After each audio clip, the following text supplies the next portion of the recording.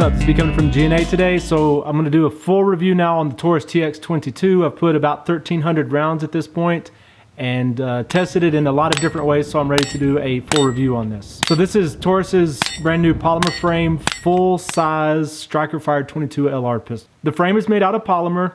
The slide is made out of 70-75 aluminum. The barrel is made out of steel, and there's also what they call the impact insert inside of the slide here that is also steel. And we are clear, and there are no rounds in either one of the magazines. So in the box, obviously you get the pistol, you get 2 magazines, you get 1 gun lock, and you also get the thread adapter. This is, they call it the collar adapter to adapt to 1/2x28 threading. Barrel on it is a 4.1 inch barrel, and it is threaded. There is a thread protector on here, and I've broken it loose, and it wasn't very hard at all to break it loose in the first place for you to put that adapter on to be able to adapt for 1/2x28 for compensator or suppressor. Okay, this gun is a fixed barrel design, although the barrel is easily removable. Inside of this insert here in the frame, the takedown lever pulls this down and the barrel slides in place and it catches and holds it like this. And then it stays like this during action. As you're shooting, it's fixed. But whenever it's time to take it down, you pull this takedown lever and the barrel easily slides out for easy cleaning. Feels of high quality, just feels like it's gonna get the job done. The TX probably refers to military jargon, which I didn't know this before, but one user on one of my YouTube videos said that in military jargon, TX sometimes refers to training exercise. And so this being the Training Excercise 22 definitely makes sense. But since I live in Texas, the TX to me means this is my Texas 22. These are 16 round magazines. Taurus will have a 10 round magazine version also, but I don't know if the 10 round version will have a non-threaded barrel. The trigger is a 5-pound trigger. Reset to there, break there. Reset, break. The trigger is very nice and it is very short. Now as you pull it, there is some take up, but the design of this gun is that the polymer piece that you see here is not the actual trigger. The actual trigger is attached to that metal pin that you see there. The polymer piece that you see is the safety, and some of the take up is simply pulling the trigger shoe back to the actual trigger. Number 7 here is the trigger shoe, and number 6 is the actual trigger. So from here to here, that is just engaging the safety.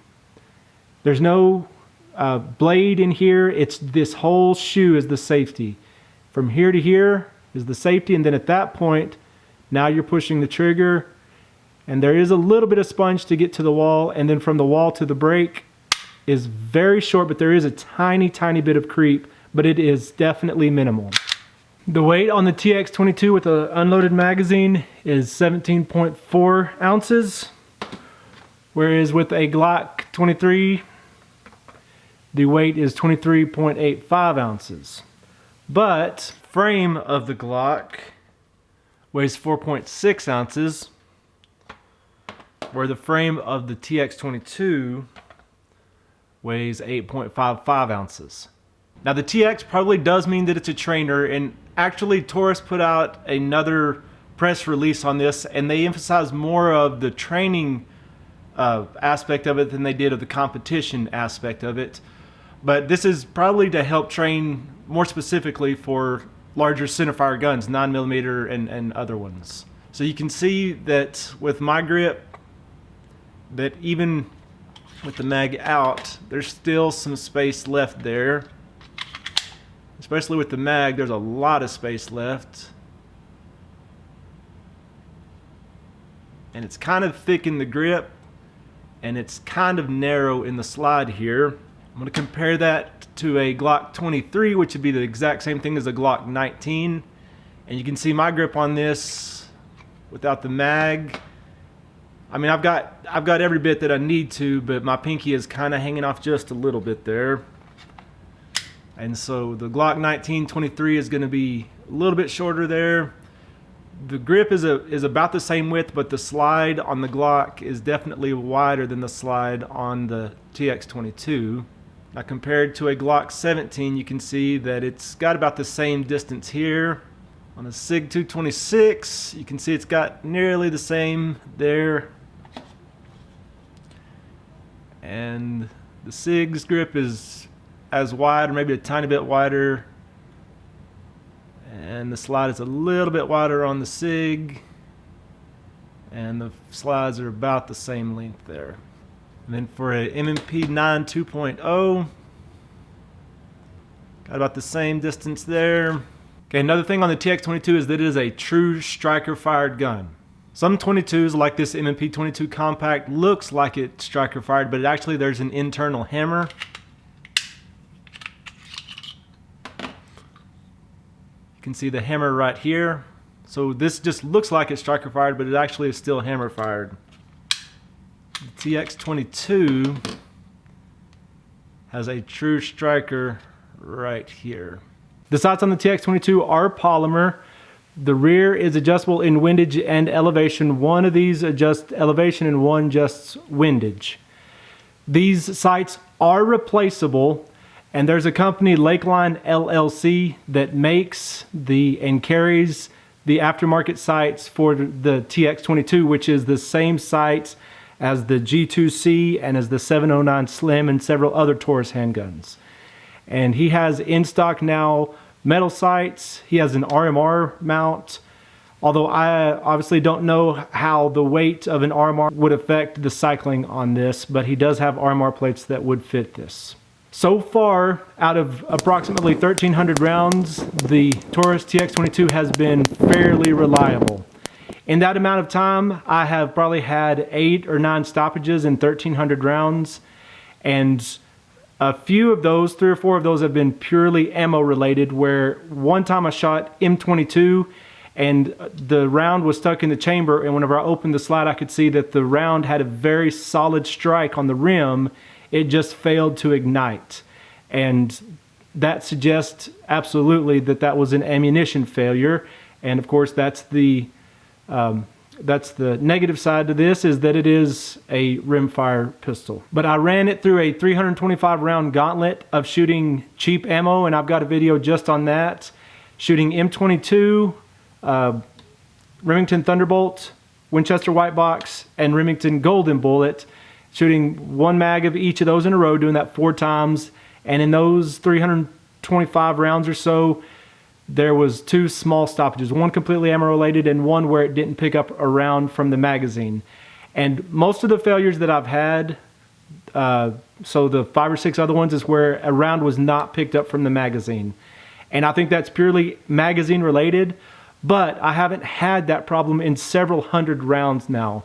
So I believe that the magazines just needed a little bit of break-in, and now they've been reliable for several hundred, 300 or 400 rounds. I haven't had any of those issues. For me, and my gun is a sample size of 1, so it doesn't mean much at all, but it's been a fairly accurate handgun. I mounted a scope on it, and with the wind blowing 30 to 35 miles an hour from 25 yards, this was the best group that I got on one day, which is about 1.5 inches, maybe just a smidge more, but about 1.5 inches group at 25 yards.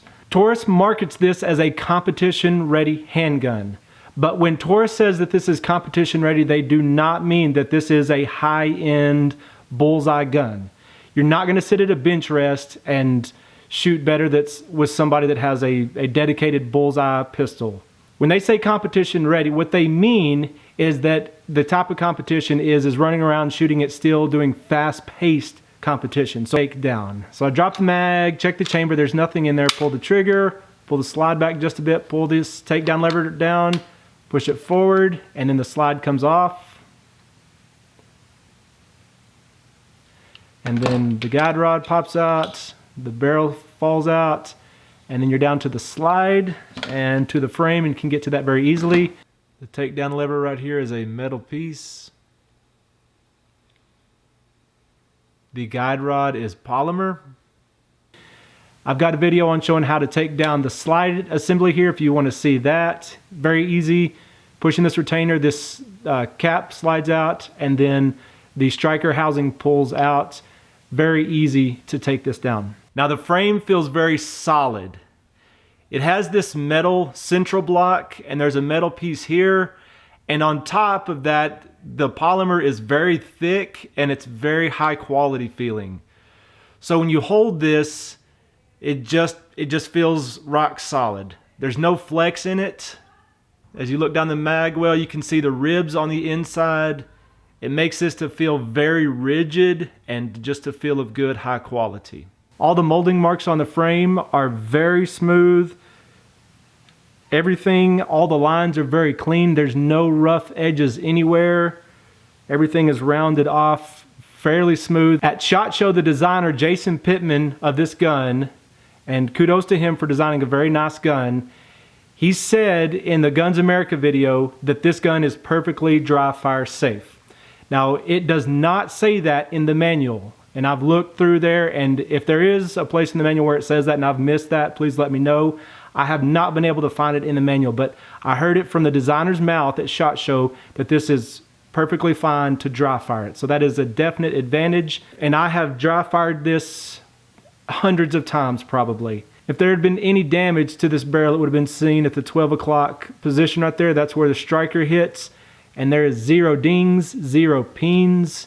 If any damage is going to happen, it will happen in the housing to the striker. The rail on the front here is standard 1913, and there's 2 slots cut here. There's none behind there, but the rail extends all the way back to the front of the trigger guard here. The ejection port here is fairly small, but I haven't had any problems. I've had 1 stovepipe in the 1,300 rounds that I've shot, and that was M22, and I think it was ammo related. The ejection on it is pretty good.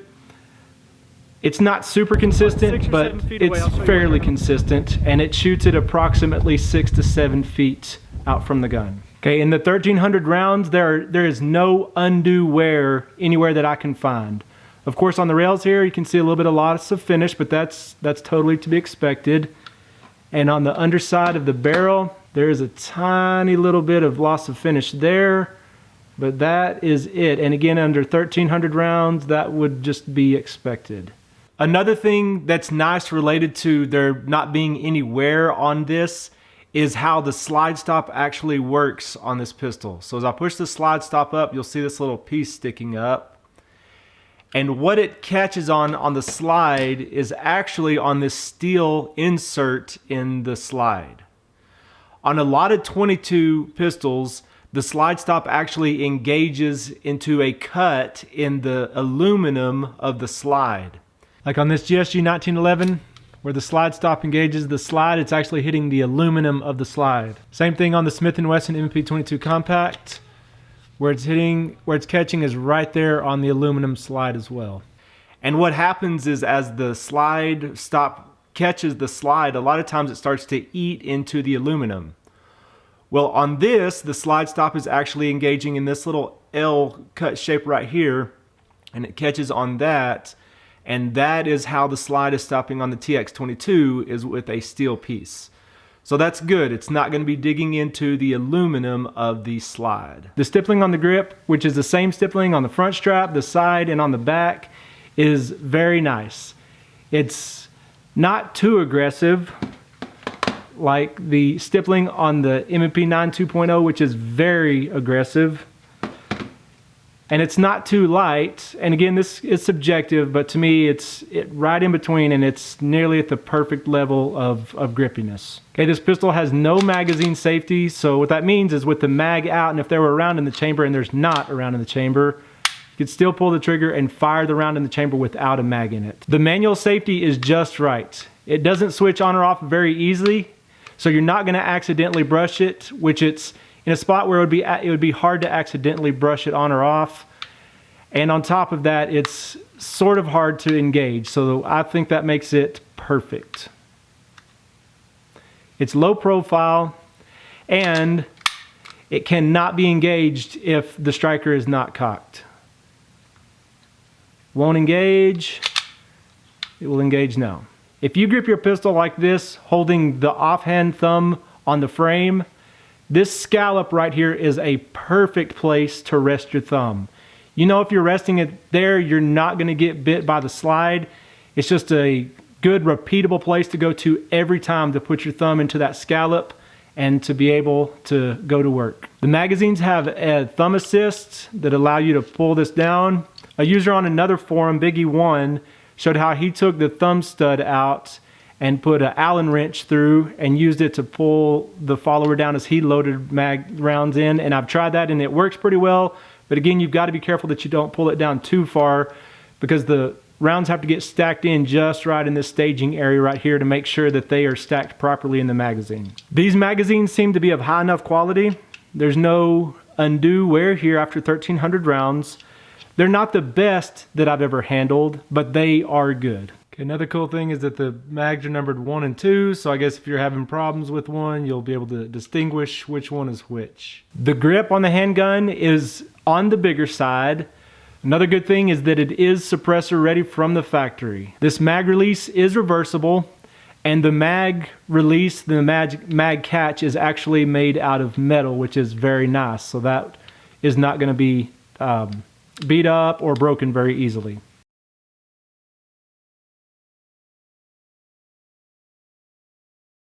So like a friend of mine, JKV45 on several of the forums, said about this gun, he said, "This sounds like what I was expecting," in response to another user. "It's decent, but not a high-end comp gun or anything. It should do exactly what I need it to do, which is mostly to put a smile on my face, but also to be something that I can start a new shooter with." And I think that describes this gun perfect. It's not going to be a super high accurate bullseye gun, but it has been very reliable for a 22 pistol, and it is fun, and 16 rounds makes it fun. The 16 rounds is what really sets it apart.